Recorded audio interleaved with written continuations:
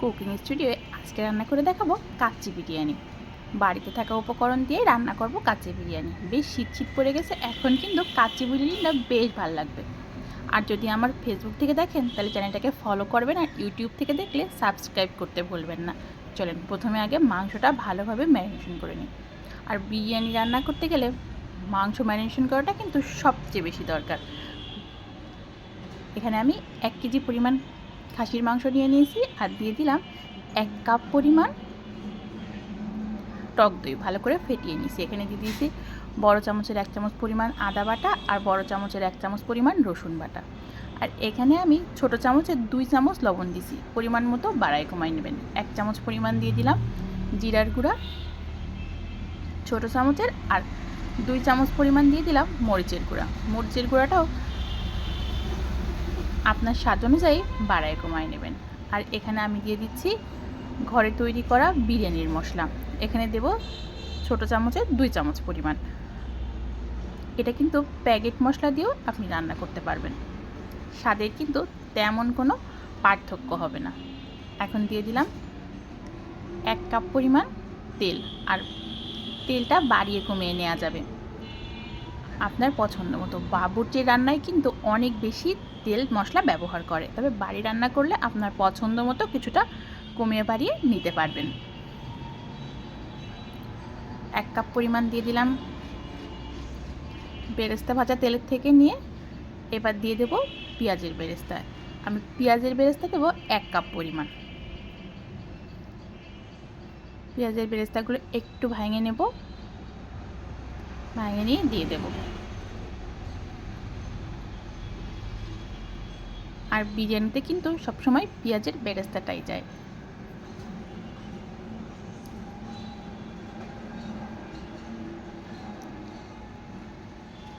এবার সব কিছু ঠিকঠাক করে দেওয়া হয়ে গেছে। এবার খুব ভালোভাবে হাত দিয়ে মাখে নেব। ম্যারিনেশন শেষ হয়ে গেলে সময় থাকলে সারা রাত রেখে দিতে পারলে ফ্রিজে খুব বেশি ভালো হয়, কিন্তু যদি সময় না থাকে অন্তত পক্ষে 1 ঘন্টা অবশ্যই রেখে দিতে হবে, নাহলে কিন্তু বিরিয়ানির টেস্ট কোনোভাবেই ভালো হবে না। 1 ঘন্টা এখন আমি ঢেকে রেস্টে রেখে দেবো মাংসটা। এখন চালটারে ভিজাই নিচ্ছি। এখানে আমি 3 কাপ পরিমাণ চাল ভিজাই রাখছি 1 ঘন্টার জন্য। প্যান গরম করে 1 ঘন্টা পর মাংসটারে ঢেলে দেবো প্যানের মধ্যে।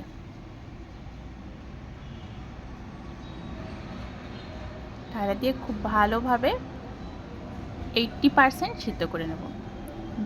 খুব ভালোভাবে রান্না করে নিতে হবে 80% সিদ্ধ হওয়া পর্যন্ত। এখানে এবার রাইসটা তৈরি করে নেব। জল ফুটে উঠলে দিয়ে দিলাম এলাচ, দারচিনি, লবঙ্গ, শাহি জিরা আর তেজপাতা। এবার দিয়ে দিচ্ছি ভিজায় রাখা চালগুলোরে জল ঝরিয়ে দিয়ে। এবার আমি চালগুলোকে 80% সিদ্ধ করে একটা ভাত রান্না করে নেব। এখানে প্রথমে প্যানটা একটু ঘি মাখায় নিয়ে দিয়ে দিচ্ছি কয়েকটা রাইস। তারপরে এবার উপর থেকে মাংসগুলারে দিয়ে দেব আর আলু দিয়ে দেব। আলুগুলারে আমি লবণ হলুদ দিয়ে ভালোভাবে তেলে ভেজে নিছি। এবার উপর দিয়ে আবারও গরম ভাত দিয়ে দেব। গরম ভাত কিন্তু পাশের চুলায় হইতেছে, ওখান থেকে কেটে কেটে নিয়ে এসে দিয়ে দিচ্ছি। দিয়ে খুব ভালোভাবে চারদিকে ছড়াই দেব। আর উপর দিয়ে একটা কাঁচামরিচ দিয়ে দিচ্ছি। আর এখানে দিচ্ছি দুধ, কেশর, গোলাপ জল, কেওড়া জল, মিঠা আতর দিয়ে একটা লিকুইড তৈরি করে রাখছি, সেটাকে দিয়ে দিলাম। আর উপর দিয়ে দিয়ে দিচ্ছি ঘি।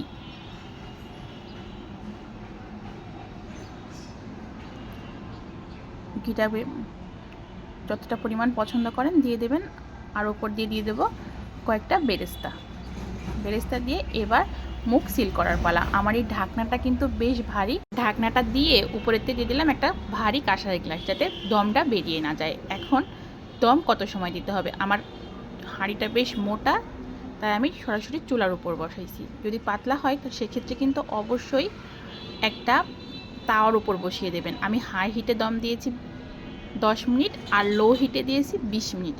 আর 10 মিনিট ধরে রাখার পর ঢাকনাটা খুললাম। বিরিয়ানিটা কিন্তু অনেক সুন্দর একটা স্মেল আসতেছে, খেতেও অনেক বেশি টেস্টি হয়েছিল। আর দেখতেই পাচ্ছেন কতটা সুন্দর দেখা যাচ্ছে। যদি আমার রেসিপিটা ভালো লাগে তাহলে অবশ্যই ফলো করে বাসায় ট্রাই করবেন। আর রেসিপিটা ভালো লাগলে আমার চ্যানেল ফলো করতে, সাবস্ক্রাইব করতে ভুলবেন না। আর বেল বাটনটা টিপে রাখবেন, নোটিফিকেশন অবশ্যই আপনার কাছে পৌঁছে যাবে।